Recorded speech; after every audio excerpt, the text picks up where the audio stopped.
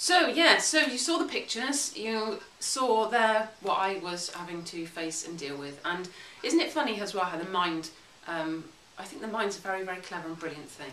I think the ego is an incredible thing as well, and that there is this expansive universe as well, and it's coming into this dance with a whole lot. And so I think what's lovely is that there's this protection that comes and will drip feed to us what we're able to deal with. And I think this is great, isn't it? You know, when people talk in The Secret about, you know, oh, don't worry about the how, just set your intention and hold that and let the how reveal itself to you.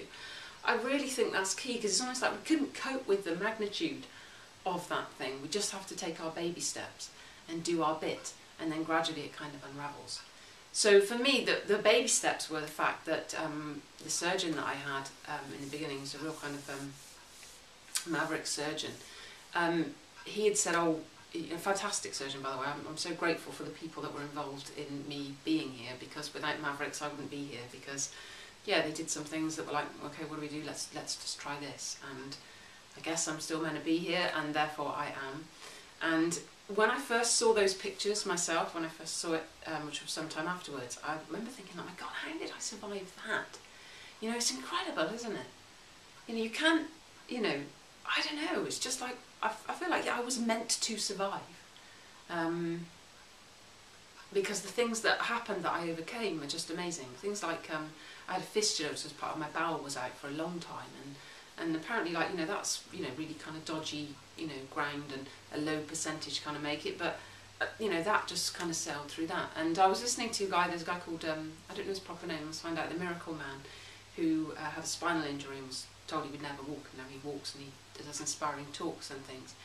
And he was saying about the mind over matter, and I don't remember having this real positive, I'm going to do this, but what I do remember was that though I didn't have I'm going to be there, if that makes sense. So, well, in fact, I do remember always having that no way I was coming out with a colostomy bag.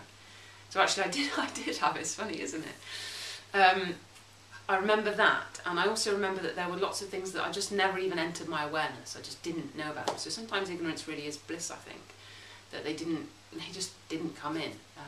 They were never in my thoughts, and so therefore my thoughts creating my reality, that was never kind of happening. So anyway, this surgeon had said that, you know, he would do this reconstructive surgery, and where I had the grafting, that he would, you know, extend the skin on my back and remove the grafts and cover it up and so on. And I'd end up with this smiley scar. And of course, you know, being very non-medical, I'd created this nice, neat, smiley scar, and that would all be really cool, and I'd look normal. Because at that time I felt like a complete freak, I have to say. And it was a long time before I looked at bits of it. But gradually, I remember the first time actually that I did was in intensive care. So I had 6 weeks in intensive care and then 6 weeks on plastic surgery, which was in hospital for 3 months. And I remember peeking, so I used to change the dresses in sections, peeking down and seeing this sort of red kind of wedged kind of thing, and oh, it's just awful. I'm just crying and crying and crying. I remember doing a talk about it once, and someone said, oh, how did you, kind of, what did you do? And I said, well, I cried a lot. And I really did, I cried a lot. But I think it was just, you know, necessary in such a release. And when the surgeon came in, he came in to see me, you know, in the afternoon, and he said, oh, you know, why the red eyes? And I said, it's hideous. And I thought he would say, you know, oh, it's not so bad, you know, you'll be all right. And what I loved was his honesty, because he said, yep, it's the worst thing you'll ever see. And I was like, wow, you know, I really admired his honesty. Actually made me stop in my tracks. So I think this is incredible too, isn't it? You know, when I was saying that, just be with what is, and there's a melting, there's a peace that comes with it. I think so often we're resisting so much of life. Whereas when we just get with this is what is, and we accept what is, there's an immediate peace that comes. So, yeah, so he said it's like the most hideous thing you'll ever see, and I was like, yep, you know, anyway, gradually that kind of, I don't know, I cried a lot. A lot of crying and a lot of denial, I suppose. And I'm going on with this kind of idea of this smiley scar. So that carried me through, because I had this idea of this smiley scar, and then the day came when it was like, no, that wasn't going to happen, sometime afterwards.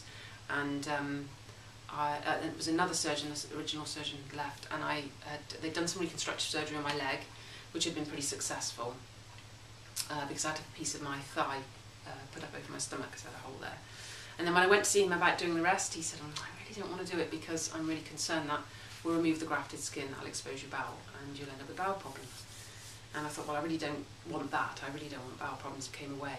And I remember coming home and just, I didn't know what to do with myself. I just absolutely didn't know what to do, in such a state. And I rang my lovely sister, who's incredibly supportive always and was amazing throughout, and just broke down. And I said, I can't cope. It makes me emotional now, really, just to think about it. It's just, yeah. And she was amazing, and she said, you will. She said, you will, you'll be all right, and you'll feel, you will feel sexy again. I mean, that seemed like something that was just way beyond anything I could ever conceive. And, after, again, lots more crying, gradually I kind of, just began to accept that, okay, this was how it was now, this was me now. And that actually the body's an amazing thing. It's an amazing, amazing thing, what it can do with healing. It's incredible, isn't it? And do you know, it strikes me as remarkable because I've discovered the wisdom of the body and how incredible it is, and I keep forgetting how bloody amazing it is and how amazing we are. And I get stuck in these bloody Shire horse blinkers of life and all the crap and all the things we should and shouldn't do, and it's a miracle. I remember going out and hanging out the washing one day, and it was like, I hadn't been home that long, maybe a couple of months. I've shuffled out and hung out the washing, and I remember thinking like, wow, just to be alive was such joy. And it's like, God, we're missing that, aren't we? We're missing the awesomeness of life. We've become so separate from each other. And I think that, we're in great pain because of that. So, just that miracle, that let's bring that back so we can enjoy that. And that in that, you see, when you really enjoy the miracle of your body, then there is a healing within your body, a natural healing. There can't not be, because you're just in a place of bliss with it, in a place of joy with it. You're incredible, you're remarkable, we all are. Let's remember that.